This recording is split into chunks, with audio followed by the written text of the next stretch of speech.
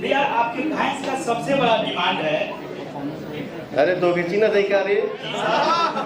चल आओ भैया बोल। भैंस का सबसे बड़ा डिमांड है कि आपका गाना क्यों नहीं महीने में 5 आते, क्यों एक आते हैं कभी आते नहीं, सबसे बड़ा ये। मैं पहले भी बोल चुका हूँ, मैं गिनती गिनाने के लिए काम नहीं करता, मैं ठेकेदारी नहीं करता।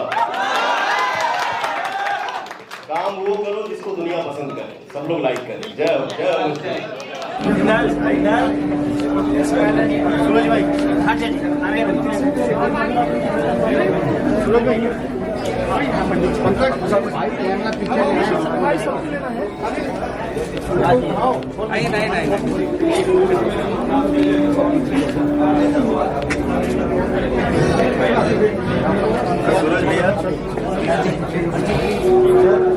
और रही बात लाल घाघरा की, तो लाल घाघरा टाइटल मेरा तो बहुत पहले से अनाउंस हो चुका है ना।